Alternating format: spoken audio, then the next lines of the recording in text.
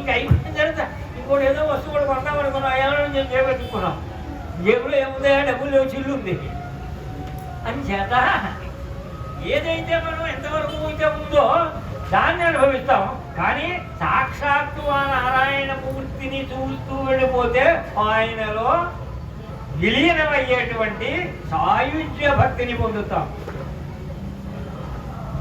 సాలోక్యం, సామీప్యం, సాయుజ్యం, సాలోక్యం, సారూప్యం, సామీప్యం, సాయుజ్యం. ఈ 4 రకాలైన భక్తుల్లో సాయుజ్య భక్తి గొప్పది. ఆ సాయుజ్యం అంటే ఏమిటర్థం? ఏ పరబ్రహ్మ స్వరూపంలోంచి వచ్చిన జీవాత్మలు అయితే ఉన్నాయో ఈ జీవాత్మ మళ్ళీ తిరిగి ఆ పరమాత్మలో విలీనమైపోవడమే, అభేద స్థితికి వెళ్ళిపోవడమే. కారణం ఏం చేతనయ్యా అంటే ఏదో ఎక్కడి నుంచో రమ్మన్నా, నేను ఎక్కడి నుంచో ఇక్కడికి వచ్చాను. ఇక్కడ ఈ వారం రోజులు 10 రోజులు మనం అందరం కలిసి ఉన్నాం, సరదాగాను అయిపోయింది. అయిన తర్వాత ఏం చేయాలి? ఎక్కడి నుంచి వచ్చామో అక్కడికి వెళ్ళాలి కదా. అసలు ఈ మానవ జన్మ ఎక్కడి నుంచి వచ్చింది? ఇందులో ఉన్నటువంటి జీవాత్మ మన దగ్గర భగవత్పాదాచార్యులు వారు చెప్పినట్టుగా జీవో బ్రహ్మైవ నా పరహ. ఈ జీవాత్మ ఆ పరమాత్మ రెండు ఒకటే అన్నాడు.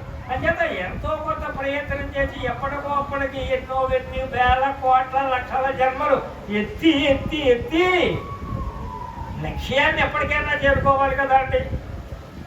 అంచేత అటువంటి నారాయణమూర్తియే ఆయన ఎదురుకుండా కనపడుతుండే సరే భంగ మహర్షి వెళ్ళిపోయాడు. అలాగే మతంగ మహర్షి రాముడు ఇక్కడికి వస్తాడు, శూద్రవనిత ఆయన యొక్క ఆశ్రమంలో ఉన్నటువంటిది. ఆ వనితకి గురువు గారు చెప్పాడు, రాముడు వస్తాడు కనుక నువ్వు ఆయన గారికి సేవలు చేసి దర్శించి అప్పుడు నువ్వు వెళుదిగానే ఇది అనుగ్రహం నీకు ఇస్తున్నానేనన్నాడు. అనేటప్పటికే ఆవిడ గారు ప్రతిరోజు కూడా ఆ ఆశ్రమం ముందర అంతా అలంకరించేది, మార్జనం చేసి అలంకరించి పళ్ళు పువ్వులు వగైరాలన్నీ కోసుకొచ్చింది. ఇలా ఎంతకాలం చేసిందయ్యా అంటే ఏమో మనము మంచి చేస్తున్నాం, ఆయన గారు వస్తాడు నువ్వు స్టేషన్లో వెళ్ళరా అన్నారు అనుకోండి. ఓ రోజు వెళ్ళాం, అయ్యో నేను రాలేకపోయింది ఏం అన్నట్టు. అలా 2 రోజులు 3 రోజులు అక్కడికి వెళ్ళాం. వాడు రాడా ఆవిడ మొదలు వచ్చాడు, వీడి కోసం ఇక్కడ ఎదురు చూడవా? శ్రద్ధ అన్నమే గురుశాస్త్ర వాక్య ప్రమాణం. శ్రద్ధ అన్నాం. రామచంద్రుడు వస్తాడని గురువు గారు చెప్పారు, ఆయన వచ్చేదాకా రోజు అలా చేస్తూనే ఉందండి. ఆ మతంగ మహర్షి యొక్క గొప్పతనాన్ని ఆవిడ గారు చెప్పి నీ దర్శనం అయింది, నేను కూడా ఆ గురువు గారి దగ్గరికి వెళ్ళిపోతానండి.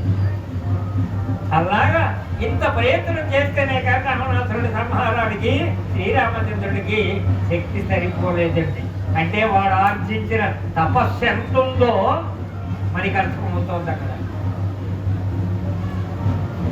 ఆ రావణాసురుడి మీద బాణాలు కురిపిస్తున్నాడు. కురిపిస్తుంటే వాడి తలకాయ తెక్కిందని పోతుంది. మళ్ళీ ఆ తలకాయ ఇంకో తలకాయ కొట్టే లోపల ఈ తలకాయ మళ్ళీ కురుస్తోంది. ఇలాగ వరసనే ఆయన గారు తలకాయలు కుడుతూ వస్తున్నాడు. రావణాసురుడు యొక్క మళ్ళీ చిరస్సులు ముడుస్తూ వస్తున్నాయండి. ఇలాగ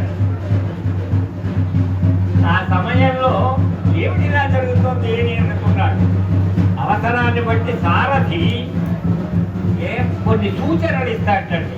ఆ సమయంలో ఈయన గారు అంటాడు మాతరి, అయ్యా బ్రహ్మాస్త్ర ప్రయోగం చెయ్యండి ఆదిత్య హృదయంతో అగస్త్యుల వారు బోధించారు కదా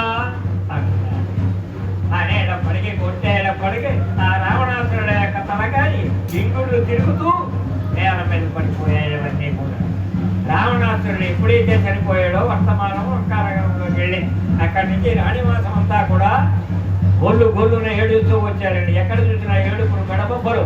మొత్తం వీరుడు లంకానగరంలో ఉన్న మొలతాడు కట్టిన వాడు అలా ఇంచుమించు పోయాడని అనుకోవాలి మనం. ఆ రకమైనటువంటి పరిస్థితుల్లో అక్కడికి మండోదరి దేవి ఆయన యొక్క భార్య పరమ మధ్యవర్త